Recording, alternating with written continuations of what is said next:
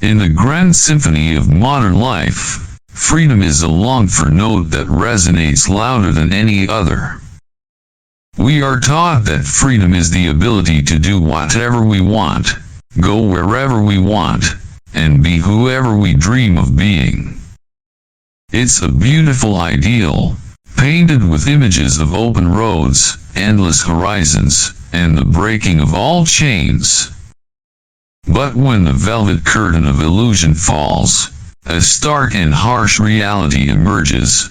The more blindly people pursue that instinctual freedom, the more imprisoned they feel. They are imprisoned by mounting credit card debt, the result of impulsive buying decisions made in the name of financial freedom. They are shackled by chronic fatigue and guilt, the result of long nights spent scrolling through social media instead of resting, in the name of freedom of entertainment. They are trapped in toxic relationships and regrets, the product of thoughtless words uttered in anger, in the name of freedom of expression. The ship called life, which should have set sail, is instead spinning in a self-made storm, without compass, without rudder, and the captain drunk on the poison called improvisation. The truth that the culture of instant gratification often hides is this: freedom is not the absence of limits, but the presence of proper limits of our own choosing. True freedom is not the removal of all fences, but the building of a garden of our own, with strong fences to protect it from weeds and pests. And those fences, those rules, those structures, are called by one name: discipline. No country in the world understands and expresses this paradox more deeply than Japan. From the ashes of a devastating war, that nation not only rebuilt the country physically, but also recreated its own soul based on a steel frame of discipline. They proved to the world that discipline is not the enemy of freedom.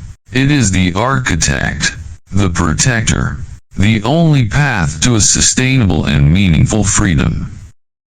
This book is not a collection of empty advice. It is a journey of discovery, a detailed map for us, individuals lost in the maze of false freedom, to find the core nature of inner strength. We will dissect discipline into 10 layers, from the most basic bricks such as financial management, to sophisticated peaks such as the art of maintaining boundaries and creating legacy. Be prepared, because this journey will not bring you instant comfort, but will give you a set of tools to sculpt your own destiny, little by little, every day. To understand the power of discipline, we must look to where it was forged in the harshest fire. Japan after World War II was a land of ashes and despair. 2 atomic bombs had leveled 2 cities. The economy was exhausted. National pride was deeply wounded. The world looked at them with pity, and perhaps contempt. In that situation, they could have chosen to cry, complain, or wait for grace from the outside. But they did not. They chose a different path, a quiet but powerful path, the path of discipline. They did not shout eloquent slogans about revival. Instead, they started with the smallest actions. A worker in a Toyota factory doesn't just assemble a car. He learns to improve the process of turning a screw 0.1 seconds faster. A salesperson doesn't just bow to a customer. She learns to bow at the perfect angle that shows absolute respect. A mother doesn't just prepare a bento box for her child. She arranges each piece of food like a work of art, a reminder of balance and beauty in order. Shinkansen trains that zoom by at breakneck speeds and arrive on time are not a mere technological miracle. They are the result of millions of hours of discipline, from the maintenance engineer who checks every millimeter of track, to the train driver who performs a repetitive procedure thousands of times until it becomes second nature, to the passengers lining up neatly on the platform. Each individual is a musical note, and when millions of notes follow a common rhythm, they create a majestic symphony of efficiency and precision. Behind these tangible manifestations lies a profound philosophical principle. Action creates momentum, not the other way around. Western cultures often teach us to look for inspiration or wait for momentum. The Japanese are different. They understand that momentum is a fickle and unreliable guest. Discipline is the faithful companion. You don't need to feel like cleaning your house, you just need to start by wiping a table. You don't need to feel inspired to write a book, you just need the discipline to write 500 words a day. It is that small, repetitive action that ignites the fire of motivation, and that fire is maintained by the habit of discipline. Japanese discipline is not rigid and soulless like a machine. It is supple like Damascus steel, forged through many layers, both hard and flexible. They absorb the most advanced Western technology but still preserve the core of their culture. They are willing to change to adapt to the times, but that change is based on the principle of Kaizen, continuous improvement, little by little. Today is 1% better than yesterday, tomorrow is 1% better than today. This exponential growth, when applied on a national scale for decades, has created an economic miracle that has amazed the world. So how can an individual apply this spirit? How can discipline be transformed from a short-term struggle into an instinct, a part of who you are? The answer lies in realizing that freedom is not about doing what you want in the moment, but having the power to do what you need to do to achieve what you truly want in the long run. The moment you choose discipline over whim is the moment you take back control of your destiny from the hands of your capricious emotions. Money, in modern society, is both the greatest liberator and the cruelest shackle. It can buy you time, experience and peace of mind, but it can also drown you in anxiety, stress, and a sense of powerlessness. The difference is not in the amount of money you earn, but in the discipline you apply to managing it. The Japanese have turned financial discipline into an art, a philosophy of life that is deeply ingrained in the collective subconscious. The world worships consumerism. Advertising instills in us the message that happiness comes from owning more, newer, more expensive. By now, pay later has become a mantra, luring millions into the debt trap. The Japanese, on the other hand, approach money with a surprising calm. For them, saving is not a poor man's act, but a wise man's strategy.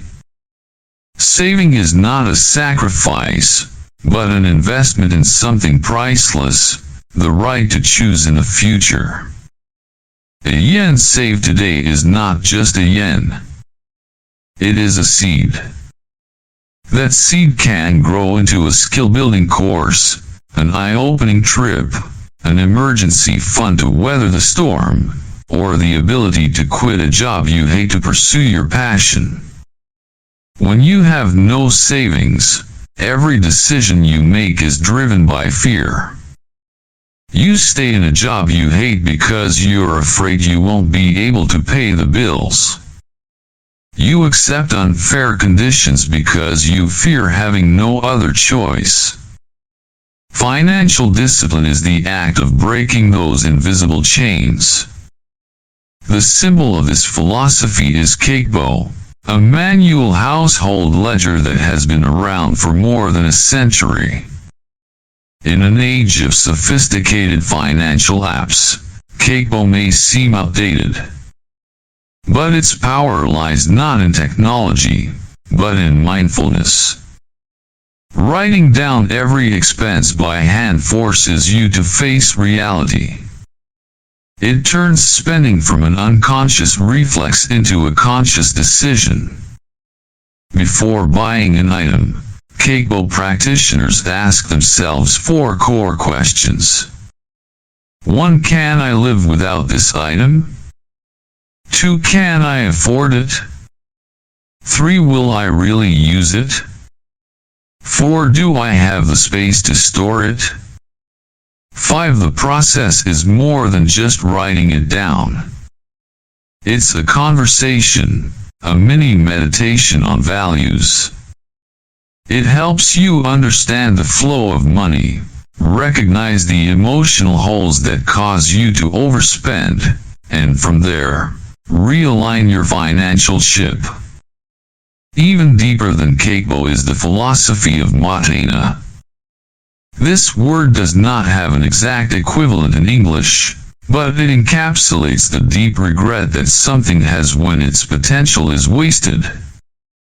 It is not just wasted food, money, or resources. It is wasted time, wasted talent, wasted opportunity. The spirit of Mahayana is everywhere in Japanese life. They repair a broken umbrella instead of throwing it away. They use the peels and roots of vegetables in cooking. Companies optimize processes to minimize material waste instead of cutting staff. This way of life does not come from stinginess, but from a deep respect for the value of all things, and the labor that went into creating them. Applying Mahayana to personal finance means you will see each coin as a unit of energy. You won't waste it on fleeting, meaningless pleasures. Instead, you'll channel that energy into things that truly nourish your life, your health, your knowledge, your relationships, and your future freedom. So where can you start? 1. Consciously track your spending. Try using a notebook like Kakebo for a month. Don't judge, just observe. You'll be surprised at what you discover. 2. Establish a pay yourself first rule. As soon as you get paid, automatically transfer 10 to 20% into a separate savings or investment account. Think of this as the most important bill you have to pay. 3. Build an emergency fund. The goal is to have enough money to cover 3 to 6 months of living expenses. This fund is your safety net so you don't have to make desperate decisions when a crisis strikes. 4. Practice intentional procrastination. Before making a non-essential purchase, wait 72 hours. The initial impulse will usually pass, and you will make a better decision. Financial discipline is not self-inflicted torture. It is the ultimate act of self-care. It is the foundation that allows every other aspect of your life to flourish. Because when you are no longer ruled by the fear of money, your mind is truly freed to pursue greater things. People often overestimate the importance of a single moment of decision and underestimate the value of making small, consistent improvements. One intense gym session will not make you fit. One all-night study session will not make you an expert. Success, happiness, and excellence are not the products of great revolutions, but the results of thousands of small, silent evolutions that happen every day. This is the core of Kaizen, the continuous improvement philosophy that has propelled Japanese corporations from the ashes to global domination. Kaizen doesn't require you to change your life overnight. It just requires a modest commitment to become 1% better every day. At first, 1% may not seem like much. But let the power of compound interest amaze you. If you get 1% better every day for a year, by the end of the year you will be nearly 38 times better than when you started. Conversely, if you get 1% worse every day, you will be back to almost zero. The difference between long-term winners and losers is not innate talent or luck, but in the trajectory of their daily habits. Our brains are essentially efficiency-seeking machines. They always try to automate repetitive behaviors to save energy. This is the mechanism of habit formation. A habit, good or bad, follows a three-step loop. Cue, action, and reward. The wake up in the morning cue might trigger the action of reaching for the phone to get the reward of a dopamine hit from a social media notification. Over time, this loop becomes so automatic that we are no longer aware of it.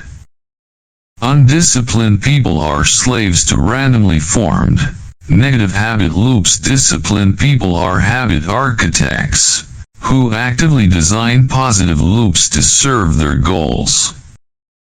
They do not rely on willpower, because they know willpower is a limited resource. Instead, they build a system, an environment that supports the right behaviors. One of the most practical and powerful applications of habit discipline in Japan is the Fives Principle, originally developed for factory management. 1 Theory. Remove everything unnecessary from your work and living space.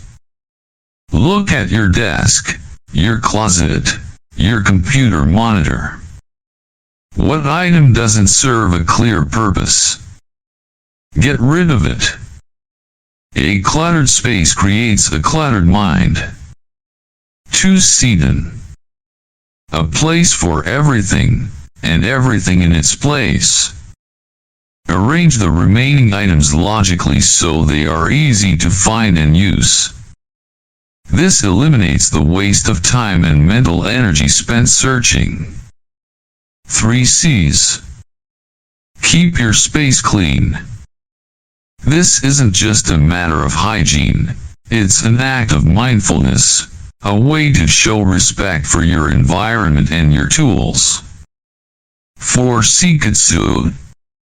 Standardize the above 3 steps. Make sorting, organizing, and keeping clean a regular habit, a standard process that you don't have to think much about. 5 Shitsuke. Maintain the discipline to follow the Fives system voluntarily, making it part of your personal culture. Fives is not just for factories. Apply it to your kitchen to cook more efficiently.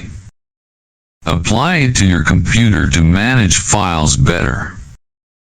Apply it to your daily schedule to eliminate useless activities. By controlling your external environment, you will create a corresponding order in your internal world. How to start building good habits. Don't try to change everything at once. Start with ridiculously small things. Want to read a book every day? Don't aim to read 1 chapter. Aim to read 1 page. Want to meditate? Don't try to sit for 20 minutes. Start with 1 minute of focusing on your breathing. Want to exercise? Don't force yourself to go to the gym for an hour. Commit to 1 push-up. The key is to remove all barriers and initial resistance. When an action becomes so easy, you have no reason to refuse it. And once you start, motivation will naturally arise. 1 page of a book can easily become 5 pages. 1 minute of meditation can stretch into 10 minutes. 1 push-up can lead to a full workout. Track your progress. Get a calendar and mark an X on each day you complete the habit. That chain of success will become a tangible proof of your commitment.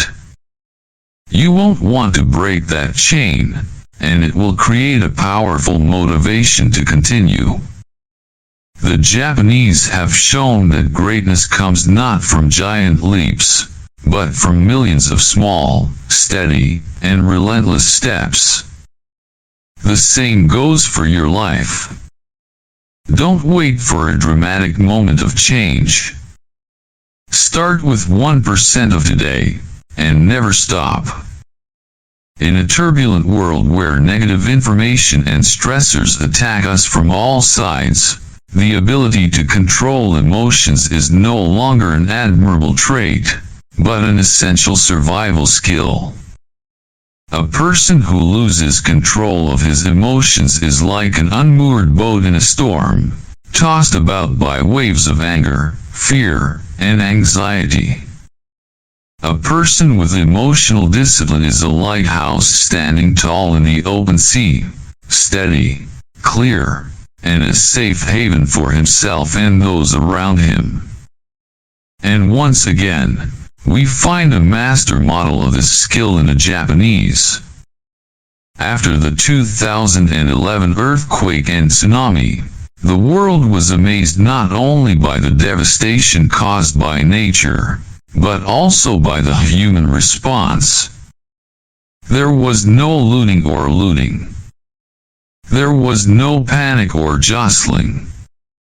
Instead, there were astonishing images of order and human dignity, long lines of people patiently waiting for relief, elderly people sharing their meager food with children, survivors quietly clearing the rubble.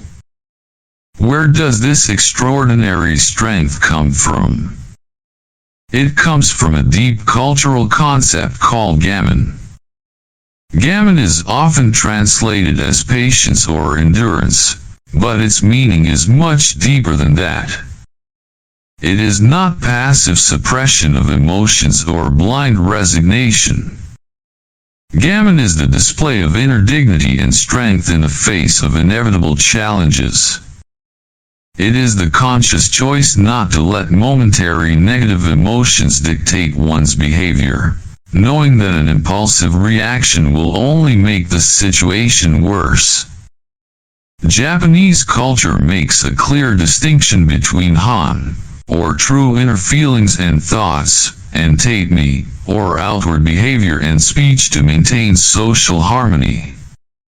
Westerners may see this as hypocrisy, but for the Japanese, it is a form of discipline and respect. They understand that exposing all raw, unprocessed emotions to the community will cause unnecessary conflict and chaos. Emotional discipline, in this context, is the ability to recognize one's Han but choose to express tatemi appropriately to protect the stability of the group.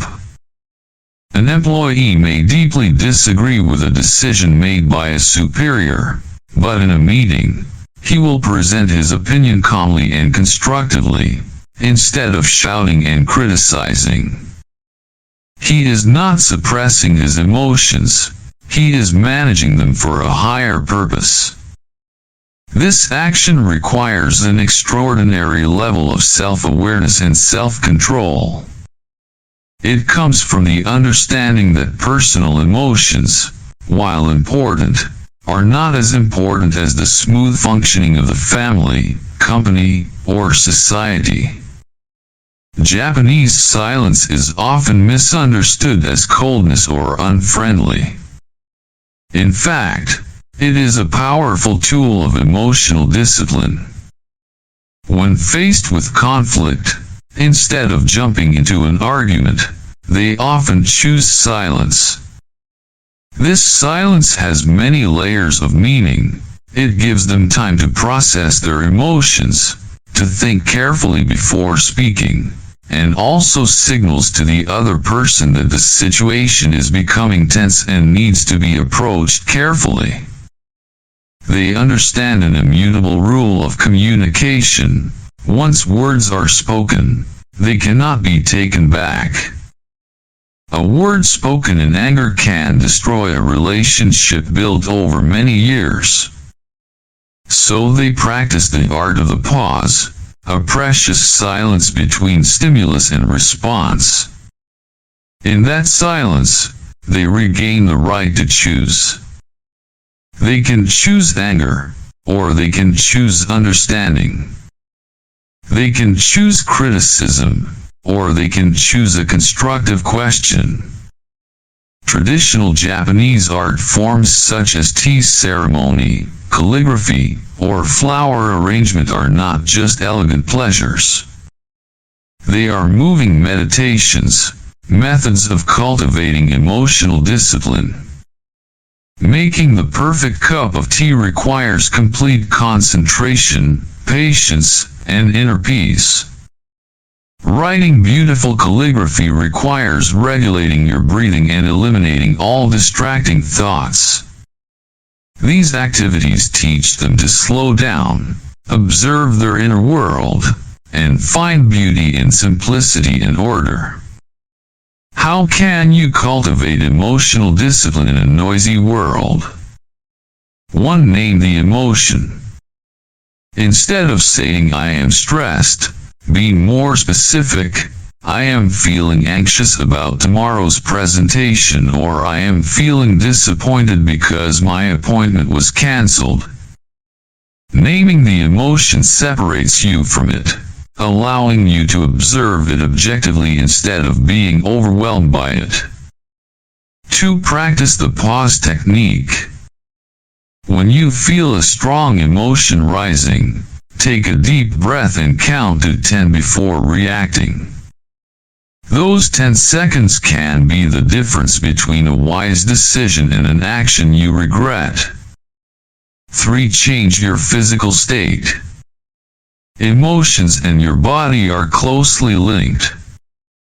If you are feeling down, get up, walk around, stretch. A small change in posture and physical activity can instantly change your emotional state. 4. Journal. Spend 10 minutes each night writing down your thoughts and feelings. This helps release the pent-up tension in your mind and gives you a clearer perspective on what is really going on inside you. Emotional discipline doesn't mean being emotionless.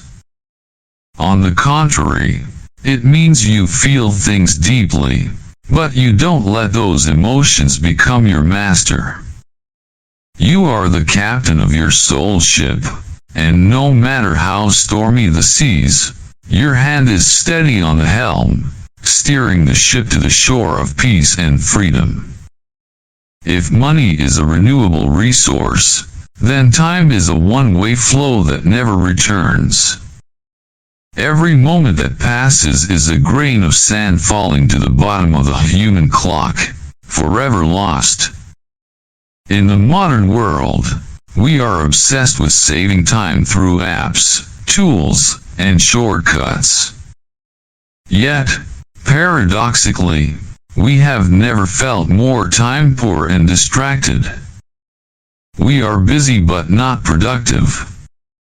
We fill our schedules but feel empty.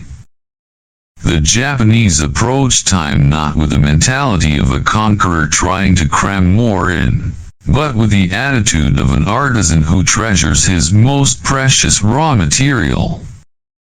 For them, time discipline is not about doing more, but about doing the right thing more deeply. The Japanese's near-perfect punctuality is not simply a good habit. It is a moral commitment. Being a minute late is not just an inconvenience, it is stealing a minute of someone else's life, a minute they will never get back. Respect for other people's time comes from a deep respect for the value of time itself. When you cherish every moment, you will not allow yourself or others to waste it. The undisciplined mind is always chasing the urge of urgent things, not important. It answers every email immediately, scrolls through every social media notification, and jumps from one task to the next. The result is a day of hard work that produces no real value. This is false busyness. Time discipline, on the other hand, is the ability to clearly distinguish between signal and noise. It is the art of dedicating your most alert and energetic hours of the day to the tasks that will have the greatest impact on your long-term goals. It is the art of saying no. No to useless meetings, no to irrelevant requests, and most importantly, no to distractions you create. Imagine your time in a day as an empty jar. The undisciplined person will fill the jar with small pebbles first, leaving no room for the big rocks. The disciplined person will put the big rocks in first, and then the small pebbles will fill the remaining spaces. Priorities are everything. How to regain control of your precious time. 1. Practice time blocking. Instead of a never-ending to-do list, use a calendar and allocate specific blocks of time for each important task. 2. Embrace monotasking. Multitasking is an illusion that reduces the quality of your work and drains your mental energy. Practice the discipline of focusing solely on one thing for a set period of time. Close all irrelevant tabs, put your phone on silent, and immerse yourself in your work. 3. The 2-minute rule. If a task comes up that can be completed in 2 minutes, do it immediately.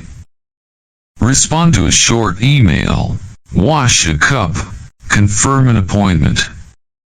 This prevents the accumulation of small tasks that can cause feelings of overload. 4. Discipline of rest.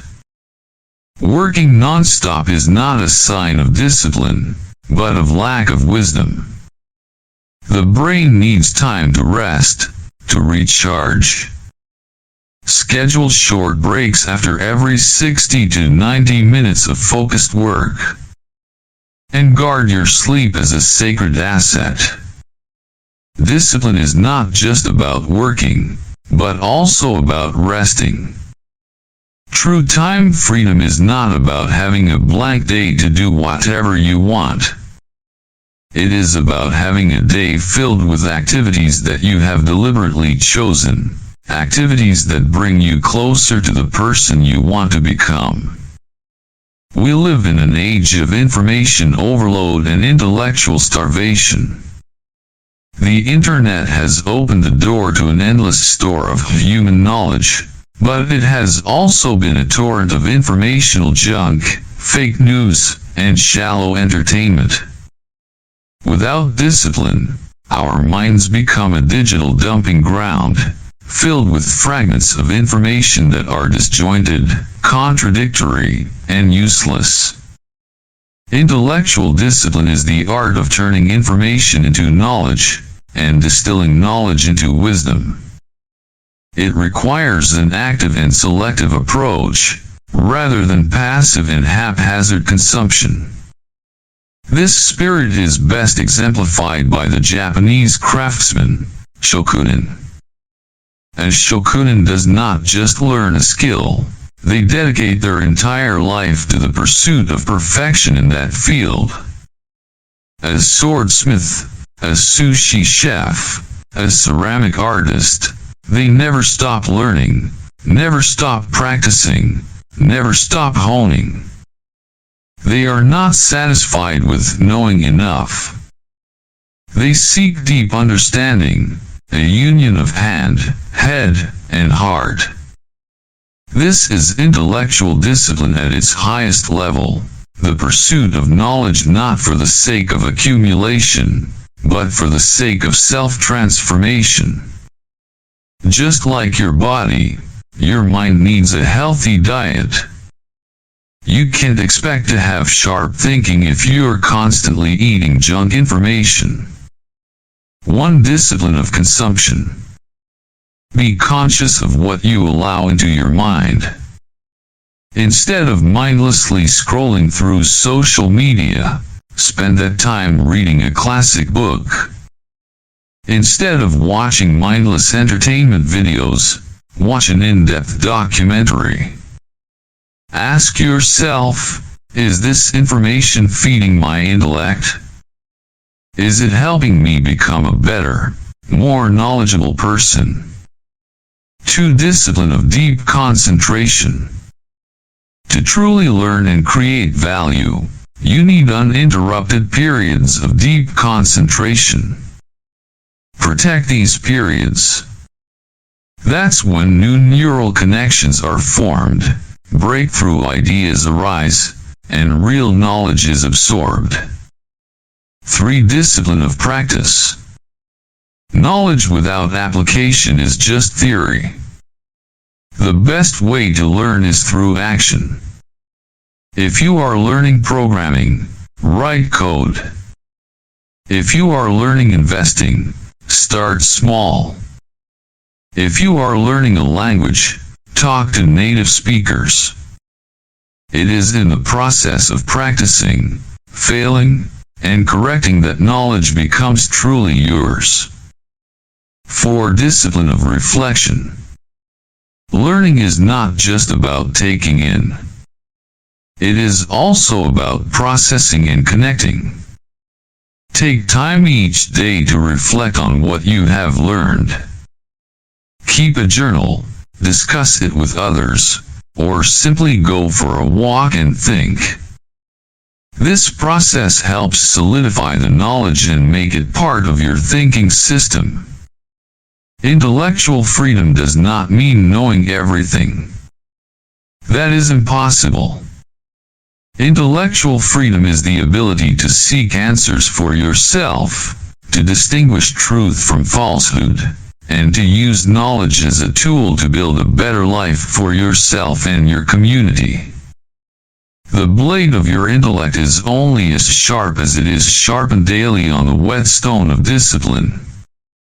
In our pursuit of success and personal growth, we often make a serious mistake by taking our bodies for granted. We treat them like overworked machines, filling them with poor quality fuel, and ignoring their warning signals until it is too late. Eastern philosophy, especially in Japan, has always emphasized the inseparable unity of body and mind. A sound mind cannot exist in a weak body. Physical discipline is not an obsession with appearance, but a deep respect for the unique temple where our souls reside. Looking at the Japanese people, especially in regions like Okinawa, which have the highest life expectancy in the world, we see a model of living that is based on physical discipline in a natural and sustainable way. It is not about strict diets or exercise, but about integrating healthy habits into daily life. Hara-haki Bulla discipline in eating. One of the core principles is Hara-haki Banmi, which means eat until 8 parts full. This is a simple but incredibly powerful discipline practice. It requires listening to and respecting the body's signals, stopping when you feel almost full instead of full. This not only helps maintain a healthy weight and reduces the burden on the digestive system, but is also an exercise in moderation and the ability to resist instant gratification. Their diet also focuses on balance, with lots of vegetables, fish, soy, and little red meat and processed foods.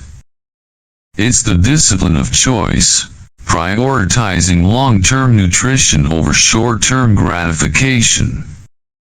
Daily natural movement. Instead of infrequent, intense workouts, Japanese culture encourages continuous movement throughout the day. From walking to the train station, to gardening, to the radio morning exercise routines practiced by millions of people from children to the elderly. Discipline is about consistency. A 30-minute walk every day will yield much greater health benefits than a 2-hour gym session every weekend. It makes movement a natural part of life, not a burden on the schedule. Building a strong physical foundation. 1. Discipline your sleep. Treat sleep as the most important appointment of the day. Establish a sleep schedule, and wake up at the same time, even on weekends. Create a quiet, dark, and cool sleeping space. Stop using electronic devices at least an hour before bed. Your willpower, focus, and ability to regulate your emotions the next day are directly dependent on the quality of your sleep the night before. 2. Discipline and hydration. Start your day with a large glass of water. Drink enough water throughout the day. A simple act that has a profound impact on your energy and cognitive function. 3. Discipline in listening to your body. Your body is always communicating with you through signals like fatigue, pain, or stress. Don't ignore them. Learn to recognize when to push yourself and when to rest. Discipline is not self-cruelty, it is smart care. A healthy body gives you freedom from disease, energy freedom to pursue your passions, and mental freedom to face challenges. Investing in physical discipline is the investment that will pay the highest dividends in your life. For many people, work is a burden, an exchange of time and effort for money. They count the hours until the end of the day, the days until the weekend. Quiet quitting and disengagement are a modern epidemic. However, in Japanese philosophy, work can, and should, be a path to fulfillment and personal growth. This is expressed in 2 powerful concepts, Ikigai and Shokunin. Ikigai. Finding a reason to get up every morning. Ikigai is the intersection of 4 elements. Something you love. Something you are good at. Something the world needs. Something you can get paid to do. Finding your Ikigai is not a sudden eureka moment, but a process of discovery that requires discipline. It's the discipline of self-inquiry to understand yourself. The discipline of experimenting and learning new skills. And the discipline of finding ways to connect what you do to a greater purpose. A person living with Ikigai isn't just going to work. They are on a mission. Their motivation comes from within, not from external rewards. Shokunin. Pride in excellence. No matter what your job is, you can apply the spirit of Shokunin, the craftsman. The spirit of Shokunin is not just about doing a good job, but about dedicating yourself to mastery. It is a relentless commitment to quality. A cleaner with the spirit of Shokunin does not just clean floors. They create a clean, safe space that contributes to the health and well-being of everyone in the building. A programmer with the spirit of Shokunin does not just write code that works. They write elegant, efficient, and maintainable code that demonstrates pride in their craft. A teacher with the spirit of Shokunin does not just impart knowledge. They ignite curiosity and inspire a future generation.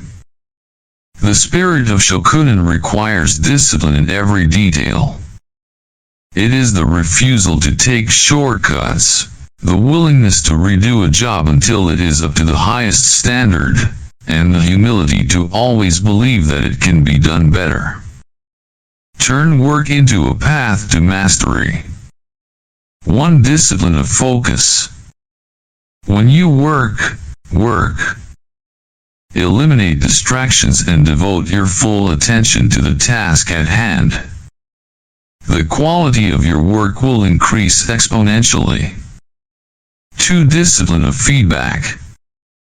Actively seek feedback from peers and superiors.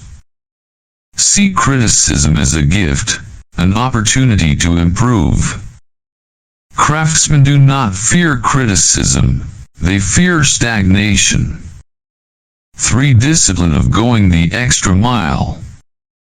Always look for ways to do a little more than is required. Finish work ahead of schedule. Make a suggestion for improvement. Help a colleague who is struggling. These small actions build a reputation as a dedicated professional. 4. Discipline to separate work and life. The Shokunin spirit does not mean working to exhaustion. A master craftsman also knows when to put down his tools to rest, recover, and spend time with his family. This discipline protects him from burnout, and keeps his passion alive in the long run. When you apply this discipline, work is no longer a prison. It becomes a dojo where you practice your skills, build your character, and create value for the world. It is the freedom that comes from being the master of your own work. Humans are social creatures. The quality of our lives is largely determined by the quality of the relationships we build. However, it is in this complex realm that a lack of discipline causes the deepest damage. An angry word, a punishing silence, a violated boundary, all are cracks that can destroy the foundation of love and trust. Popular culture often romanticizes relationships as a flood of spontaneous emotions and intense passion. But in reality, the most enduring and healthy relationships are built not on emotional quicksand, but on the rock of discipline. The Japanese call this foundational principle WA, or harmony. But WA is not about artificial agreement or avoiding conflict at all costs. It is a disciplined commitment to put the well-being of the relationship above one's own ego. Amoyari, the discipline of empathy. The foundation of harmony is amoyari, a concept that goes far beyond mere empathy. Amoyari is the discipline of actively putting yourself in another person's shoes, thinking about their feelings and anticipating their needs without them having to speak up. A husband who practices amoyari will voluntarily share the housework when he sees his wife tired, without her nagging. A friend who practices amoyari will not boast about his successes to a friend who has just experienced failure. A manager who practices Amoyari will delegate a difficult task with support and trust, rather than just giving orders. Amoyari is not a natural emotion, it is a learned skill. It requires you to suspend your worldview, turn off the judgmental voice in your head, and truly observe and listen with your heart. This is the discipline of forgiveness. Boundaries, fences of respect. The paradox of close relationships is that we often treat the people we love the worst, because we assume they will always be there. Relationship discipline is the ability to set and respect healthy boundaries. A boundary is not a wall, but a gate that you control. It says to the other person, I love you, and for this love to last, here are the things I need to feel safe and respected. Setting boundaries takes courage. Respecting others' boundaries requires discipline. It means discipline to not check the other person's phone, respect their personal space. Discipline to accept no gracefully, understanding that the other person has the right to their time and energy. Discipline to not take workplace frustrations home with them. Bonsai of love. The art of daily care. Imagine each important relationship in your life as a precious bonsai tree. It cannot thrive with occasional, heavy watering. It needs disciplined daily care. Prune the dead leaves. Let go of small mistakes. Don't let them build into resentment. Water regularly. Small actions like a thank you, a hug, a sincere question are essential nutrients. Fertilize regularly. Spend quality time together. Experience new things together so that the relationship does not become stagnant. Put it in a place with enough light. Have the courage to discuss difficult issues constructively, not let them fester in the dark. Freedom in a relationship is not being able to act on impulse without caring about the other person's feelings. True freedom is feeling safe, trusting and being yourself next to someone who is also working hard every day to cultivate mutual harmony, through disciplined actions that come from love. When the sands in the clock of life run out, what will be left? Not the money we have accumulated, not the titles we hold, nor the pleasures we have enjoyed. The only thing that truly lasts is the legacy we leave in the hearts of those who stay behind and in the fabric of the world. Legacy is not something created at the end of life. It is the sum total of every choice, every action, every word we make each day. Living a disciplined life is the conscious act of creating a legacy. This spirit resonates deeply with the philosophy of the ancient samurai through the code of Bushido. Bushido is not just a code of combat, but a comprehensive ethical system of honor, loyalty, integrity, and self-control. A samurai lived each day as if it were his last. Every action was weighed against the question, is this action worthy of the honor of me and my ancestors? He did not live for instant gratification, he lived for a legacy of honor. We, in modern times, may not be warriors, but we can all be legacy creators. Legacy discipline is the discipline of living with the end in mind. You are a mason of the cathedral. Imagine you are a medieval craftsman, working on a great cathedral. Every day, your job is to carve a single stone. It is a repetitive, sometimes tiring, and seemingly mundane task. You may never see the finished dome or the magnificent stained glass windows. Yet you carve each stone with the utmost focus and pride, knowing that your stone is part of a great work that will last for generations. The same is true of our lives. Each small daily discipline is a stone. The financial discipline you practice today will be the foundation stone for your children's freedom and opportunity tomorrow.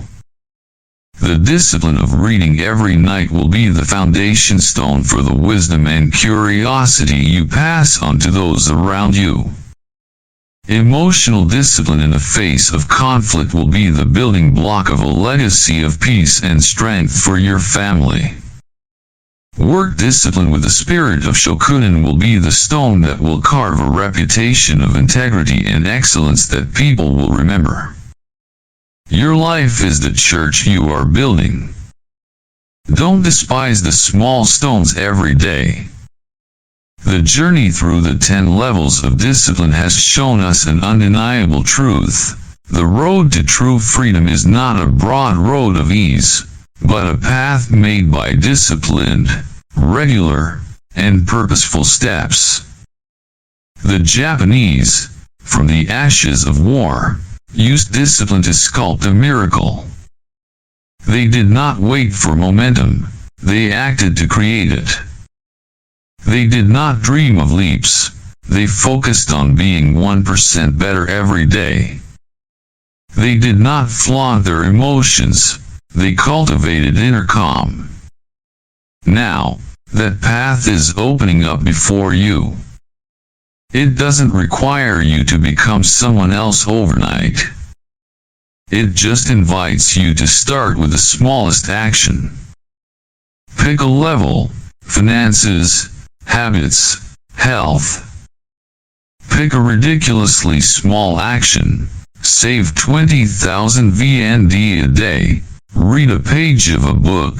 Walk for 10 minutes. And do it tomorrow. And a day after that. And a day after that. Don't chase perfection, chase progress. There will be days when you stumble. Discipline isn't about never failing, it's about getting up every time you fail. Because freedom is ultimately not about doing what you want, it's about being who you want to be. Freedom is not the absence of structure, it's about being able to build a beautiful, solid, meaningful structure for your life. Freedom is not at the end of the road. It starts the moment you choose discipline. The moment you take your first step. Take a step.